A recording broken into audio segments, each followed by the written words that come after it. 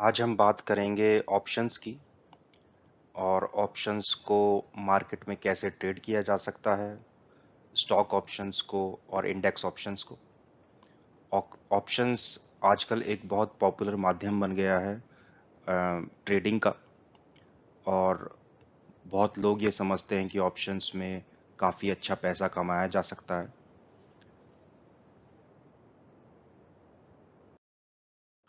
Options असल में एक डेरिवेटिव कॉन्ट्रैक्ट है बिटवीन बायर एंड सेलर।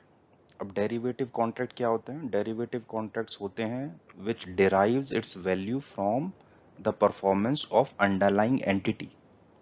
अब वो अंडरलाइंग एंटिटी कुछ भी हो सकती है, एक एसेट हो सकती है जैसे मकान, एक इंडेक्स हो सकता है, इंडेक्स ऑप्शंस हो सकते हैं, शेयर्स हो सकते हैं, स्टॉक्स हो सकते हैं। और इन सभी को हम अंडरलाइंग कहते हैं। तो जैसे कि स्टॉक ऑप्शंस हो गए एचडीएफसी बैंक, तो इसका जो ऑप्शन कॉन्ट्रैक्ट होता है it will derive it's value from the shares of HDFC bank. ऐसा ही इन्फोसिस में होगा कि इन्फोसिस के जो ऑप्शन कॉन्ट्रैक्ट्स होंगे वो डिराइव करेंगे वैल्यू इन्फोसिस के शेयर से।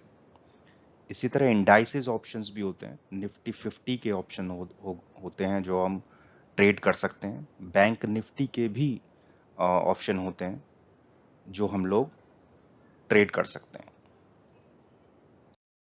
अब हम बात करेंगे टाइप ऑफ ऑप्शंस की। तो दो तरह के ऑप्शंस होते हैं, एक तो कॉल ऑप्शन और पुट ऑप्शन। कॉल ऑप्शन हम तब खरीदते हैं जब मार्केट ऊपर जाने वाला है। तो हम ये अनुमान लगा रहे हैं कि मार्केट ऊपर जाएगा तो हम कॉल ऑप्शन खरीदेंगे, या कोई स्टॉक ऊपर या नीचे जाने वाला है उसके हिसाब से हम कॉल या पुट ऑप्शन खरीदते हैं। जैसे उदाहरण के तौर पे अगर हम ये देखें कि एचडीएफसी बैंक के शेयर अगर ऊपर जाने वाले हैं तो मैं कॉल ऑप्शन खरीदूंगा जिससे कि मुझे फायदा हो। और पुट ऑप्शन उससे उल्टा है, अगर हम ये सोचें कि एचडीएफसी बैंक के शेयर नीचे जाने वाले हैं तो मैं पुट ऑप्शन खरीदूंगा और मुझे फायदा होगा। तो ऑप्शंस में ये बहुत अच्छी बात है कि मार्केट ऊपर जाए, शेयर्स ऊपर जाएं या नीचे जाएं, आप दोनों सूरतों में पैसा कमा सकते हैं। तो कुछ टेक्निकल टर्म्स हैं जिसको समझना जरूरी है। एक है प्राइस ऑफ शेयर, जिसको हम बोलते हैं spot price, price of options. So बहुत सारे स्ट्राइक प्राइसेस होते हैं जिनके हम ऑप्शंस खरीद सकते हैं, तो उनको स्ट्राइक प्राइस बोलते हैं। एक्सपायरी डेट बहुत इंपॉर्टेंट है। तो जो हमारे इंडेक्स ऑप्शंस होते हैं जैसे निफ्टी 50 के ऑप्शंस हो गए या बैंक निफ्टी के ऑप्शंस हो गए, उनकी वीकली और मंथली एक्सपायरी होती है। जबकि जो स्टॉक ऑप्शंस होते हैं उनकी एक्सपायरी केवल मंथली ही होती है। प्रीमियम वो प्राइस होता है जो बायर एक सेलर को देता है और किसी ऑप्शन कॉन्ट्रैक्ट के लिए। लॉट साइज होता है कि हम लोग एक या दो शेयर या अपने हिसाब से शेयर नहीं खरीद सकते। जब हम एक ऑप्शन कॉन्ट्रैक्ट बनाते हैं उसमें एक लॉट साइज होता है। जैसे कि निफ्टी का जो लॉट साइज है वो 50 शेयर्स का है, बैंक निफ्टी का जो लॉट साइज है वो 25 शेयर का है। लीवरेज किसे कहते हैं कि आ, मान लिया 100 रुपए का एक शेयर है तो उसके लिए 100 रुपए नहीं देने पड़ते ऑप्शंस में, केवल एक प्रीमियम प्राइस पे करना होता है। जैसे फॉर एग्जाम्पल अगर किसी शेयर का प्राइस 100 रुपए है तो हो सकता है कि आपको 1 ही रुपया देकर वो एक शेयर मिल जाए। तो उसको 1:100 का लीवरेज प्राइस बोलेंगे हम।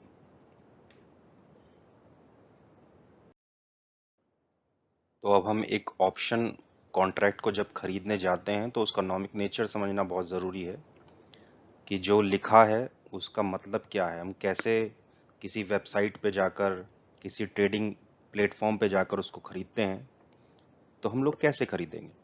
तो ये एग्जाम्पल मैंने जीरो धा की वेबसाइट से लिया है, जिसका नॉमिक नेचर कुछ इस तरह से लिखा रहता है। निफ्टी मतलब जो हम अंडरलाइंग एसेट की बात कर रहे थे, तो इस कॉन्ट्रैक्ट का जो अंडरलाइंग एसेट है वो है निफ्टी। 20th अक्टूबर मतलब ये एक वीकली कॉन्ट्रैक्ट है, जो बीच का छोटा सा डब्लू दर्शाता है कि ये एक वीकली कॉन्ट्रैक्ट है, और इसकी एक्सपायरी जो डेट है वो 20 अक्टूबर है। इसका स्ट्राइक प्राइस क्या है? हमने 17,500 के स्ट्राइक प्राइस का एक पीई ऑप्शन खरीदा, यानी कि पुट ऑप्शन खरीदा है। अगर यहाँ पे सीई लिखा रहता तो मतलब कॉल ऑप्शन था, और ये जो छोटा सा एनएफओ लिखा है, इसका केवल मतलब ये है कि हम फ्यूचर्स एंड ऑप्शंस में ट्रेड कर रहे हैं। चलिए अब चलते हैं आगे और देखते हैं कि हम एक्चुअल ट्रेडिंग प्लेटफॉर्म पे जाकर कैसे ऑप्शंस को खरीद सकते हैं। हर ट्रेडिंग प्लेटफॉर्म थोड़ा सा डिफरेंट होता है और सबका तरीका थोड़ा अलग होता है। मैंने एग्जाम्पल लिया है फिर से ज़ीरोधा से, और आप ज़ीरोधा की वेबसाइट पे जाएंगे तो वहाँ पर एक सर्च ऑप्शन दिखेगा।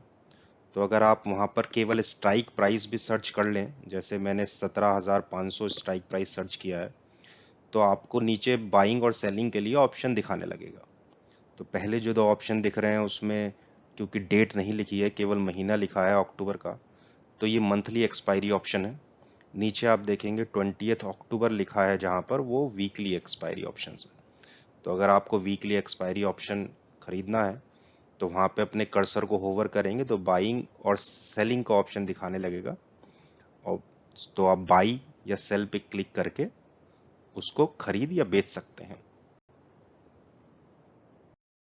ही मैंने बाई पे क्लिक किया तो एक अलग से छोटा सा विंडो खुल गया। तो नीचे आप देखेंगे कि मार्केट या लिमिट ऑर्डर है दिखाने लगेगा। मार्केट प्राइस आपको ऊपर नज़र आ रहा होगा, जहाँ पर एनएफएल लिखा है, तो वहाँ पर मार्केट प्राइस नज़र आएगा। आप मार्केट प्राइस पे अगर बाई का बटन क्लिक करेंगे तो मार्केट प्राइस पे आप वो ऑप्शन खरीद लेंगे। नीचे आप देख रहे हैं इनिशियल मार्जिन दिखाई दे रहा है। तो बाइंग में एक इनिशियल मार्जिन देना होता है सेलर को, तो वो यहाँ पर दिखा रहा है कि इतना मार्जिन आपको, इतना पैसा आपको लगने वाला है ये ऑप्शन खरीदने के लिए। आप किसी पर्टिकुलर प्राइस पर भी ऑप्शन खरीद सकते हैं। तो आप लिमिट पर क्लिक करिए और अपना प्राइस वहाँ पर भर दीजिए कि इस पर्टिकुलर प्राइस पे मैं खरीदना चाहता हूँ, और अगर उस पर्टिकुलर प्राइस पे ऑप्शन का प्राइस पहुंचा तो ऑटोमेटिकली वो ऑप्शन खरीदा जाएगा। तो एक डेरिवेटिव कॉन्ट्रैक्ट, एक ऑप्शन कॉन्ट्रैक्ट कब क्रिएट होगा? जब बायर और सेलर दोनों मार्केट में होते हैं।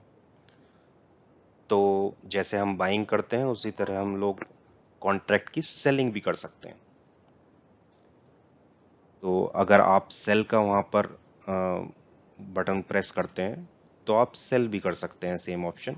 इसका लॉजिक क्या रहेगा कि क्योंकि बाइंग और सेलिंग एकदम एक अपोजिट फिनोमिनन है, तो आप सीई ऑप्शन कब सेल करेंगे? जब आपको ऐसा लग रहा है कि मार्केट नीचे जाएगा, तब आप सीई ऑप्शन सेल करेंगे। जब आप पीई ऑप्शन कब सेल करेंगे? जब आपको ऐसा लगेगा कि मार्केट ऊपर जा रहा है, तो आप बाइंग और सेलिंग दोनों कर सकते हैं। बाइंग में आप सीई तब खरीदते हैं जब मार्केट ऊपर जा रहा है, और सेलिंग में आप सीई तब खरीदते हैं जब आपको लगता है कि मार्केट नीचे जाने वाला है। लेकिन आप इनिशियल मार्जिन अगर देखेंगे तो सेलिंग का इनिशियल मार्जिन बाइंग के इनिशियल मार्जिन से बहुत ज्यादा है।